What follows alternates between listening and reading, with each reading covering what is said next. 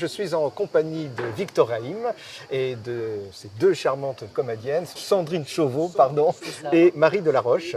Bonjour, pour une pièce qui s'appelle Jeu de scène, qui est un petit peu en fait le rapport entre le metteur en scène et ses comédiennes. Oui. Alors du coup, Victor, évidemment, la première question que j'ai envie de vous poser, comment ça se passe les rapports entre comédienne et metteur en scène? En ce qui me concerne, ça se passe bien. Ouais. Mais est-ce que c'est vous qui les dirigez vraiment oui, autoritairement ou il y a un échange? Non, ça se passe, écoutez, je n'aime pas l'autoritarisme, oui, mais j'aime la compétence. Ah. Donc si je dis quelque chose, c'est pas pour satisfaire mon ego ou ma fantaisie, c'est pour que ce soit efficace. Donc étant donné que je suis l'auteur de la pièce, je sais ce qu'elle veut dire, donc on gagne beaucoup de temps, puisqu'on élimine toutes les explications d'ordre un peu psychologique ou intime, etc. On fonce, quoi. D'accord. Oui. Donc ça se passe très bien. Sandrine, vous êtes d'accord aussi? C'est un peu comme ça que ça se passe? Très exigeant Alors, très exigeant, ça c'est vrai. Victor est très exigeant, mais très pédagogue aussi. Ah, je pense que Marie sera d'accord avec moi. Oui. C'est-à-dire qu'il sait nous dire les choses et il sait exactement là où il veut nous amener et en général, il y arrive, quoi. D'accord. Voilà. Mais vous faites des propositions aussi, ça peut arriver, ou de bien l'improvisation? Dans toute mise en scène, oui, les acteurs ne sont pas des potiches. Hein. Ils disent, voilà, est-ce qu'on pourrait faire ci, ou j'ai envie de faire ça. Et moi, je prends et j'en laisse. C'est-à-dire, on fait un peu un tri dans toutes les propositions. C'est un dialogue, mais ce n'est pas un dialogue, comment dirais-je, anarchique. C'est un dialogue qui est fondé sur déjà ce que je veux avoir, obtenir. Donc, il y a une proposition, si elle entre dans ce que je veux obtenir, c'est vendu tout de suite, c'est pris sans problème. Sinon, il y a une petite discussion et puis on essaye. Ce qu'on a fait, c'est qu'on a beaucoup essayé. Moi, j'arrive pas dans la mise en scène avec un cahier, avec une note. C'est pas tout harmonisé par propos tenaces. Ouais. C'est une chose qui évolue. Parce qu'au fur et à mesure qu'on bouge, au fur et à mesure qu'on joue, il y a des choses qui viennent. Et donc, par rapport à Jeu de scène, comme la pièce a été déjà montée par un metteur en scène que je connaissais bien et que j'estimais beaucoup, Marcel Buval, j'ai pensé qu'il fallait faire autre chose. Pas systématiquement autre chose, mais j'avais envie de faire autre chose. C'est-à-dire d'avoir les deux comédiennes qui correspondaient exactement à ce que je souhaitais, c'est-à-dire le contraste. On le voit bien quand on voit Marie Delaroche et quand on voit Sandrine Chauveau, on voit qu'il y a un contraste physique déjà, il y a un contraste dans les voix, il y a un contraste dans la façon de bouger, il y a un contraste dans la façon de s'exprimer. Donc c'est ce que je souhaitais vraiment. Mais ce côté qu'on voit dans la pièce, un peu ce rapport de pouvoir qui se tiraille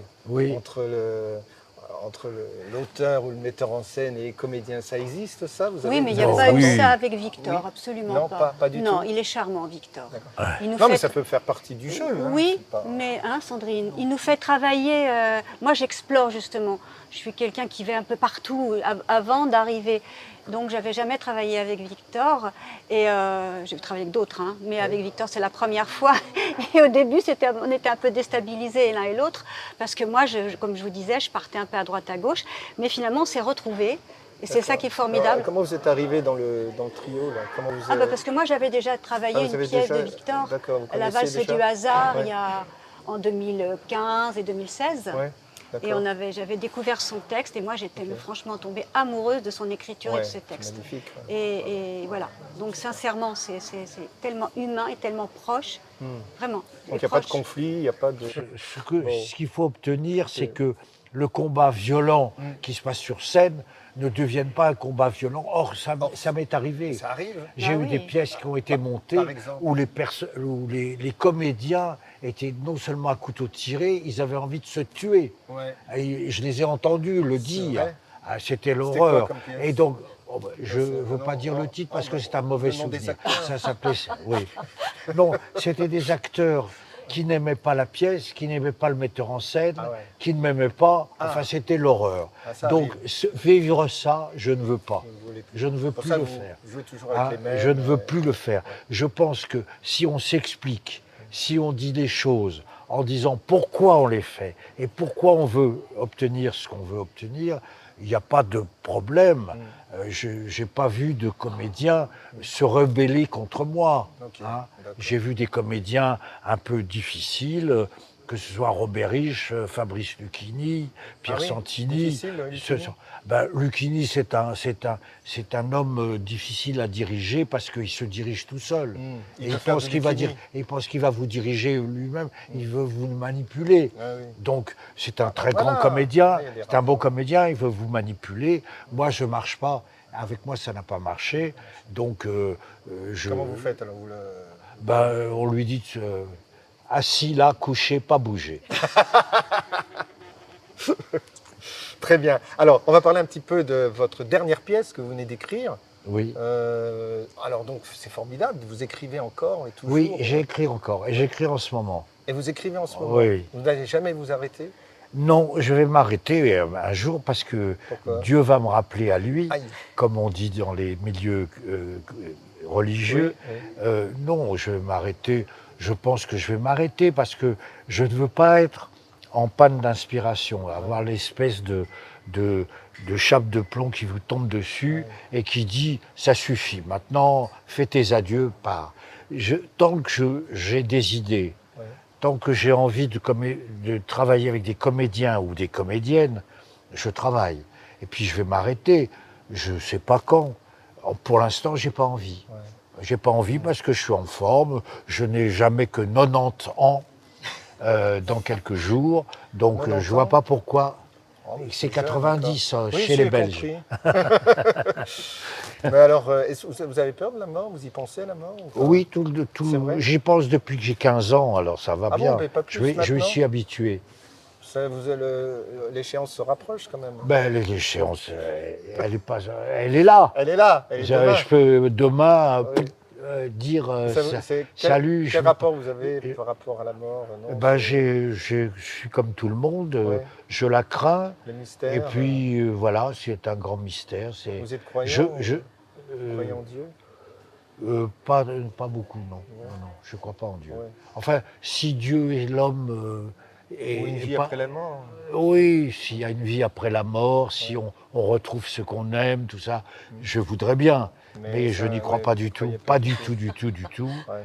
Je crois qu'il n'y a rien, Ah ouais? que c'est fini, que c'est terminé. Pour l'instant, je suis vivant. Moi, je pense que si j'écris aussi, si je continue à travailler, c'est aussi une lutte contre Ouais. la faim. La fin. Ouais. Parce que la faim peut ne pas être drôle. Quand on voit ce qui se passe dans les maisons de retraite avec des gens comme ça, je ne voudrais pas arriver là. Mais je ne sais pas ce qui va m'attendre. Ce qui m'attend, c'est que j'écris beaucoup de pièces. J'espère qu'elles seront reprises par des acteurs ou des Sûrement. actrices qui Vous allez auront laisser envie de les jouer vous allez encore. laisser Voilà. une œuvre à la postérité, ça c'est sûr. Ah, bah je ne sais pas, la postérité. Après, qu'est-ce qu'elle en fera, on ne sait pas. mais- C'est un grand sujet, la postérité. Je ne sais pas. Oui. En tout cas, merci Victor Haïm. Ben, Cette je- interview restera à la postérité, je vous le promets. Ah, Alors, on rappelle donc jeu de scène, c'est donc tous les jours, c'est ça? Oui, Tous les jours, sauf. sauf le mercredi. Sauf le mercredi. Sauf aujourd'hui. À D'accord. 14h30, 14h30. théâtre Le Cabestan. Oui. Et l'autre- Fragile Trapèze, c'est tous les jours, sauf le mardi, à 19h20, au théâtre Pierre de Lune. Voilà. Donc vous avez compris, hein, il faut y aller Il faut y aller. parce que Il faut voir Et les la- deux. et la c'est à troisième- l'image de ces petits extraits. Oui. On parle de tout, des choses graves, des choses Ah et oui, tout oui. ça avec, Oui, oui. avec Moi, humour et talent. Je ne conçois pas le théâtre comme un simple divertissement rigolo, Non. genre télévision, TF1. Oui. quoi, La sœur aux heures de s'incruste, grande tout écoute. ça. Je pense que le théâtre dit des choses. Ok. Le problème, c'est que les auteurs qui pensent que le théâtre ne fait que dire des choses deviennent un peu ennuyeux. Voilà. Parce qu'ils délivrent des messages. Ouais. Comme disait Jean Genet, il y a la poste pour délivrer les messages. Donc, Et les SMS. moi, je ne délivre pas de messages, je donne ma conception un peu des choses, de la vie. Ouais. et avec le théâtre et la musique surtout en fond, parce que la musique est mon support numéro 1. Donc, La musique oui, la musique. D'accord. Si bien que quand j'écris, il y a un rythme qui est comme des mesures Comme des de mesures musique. comme une composition. Si on ne fait pas ça, c'est boiteux. D'accord. Eh bien, merci à vous trois. Merci Et, à vous. Bon festival. Merci, bientôt. merci, à bientôt.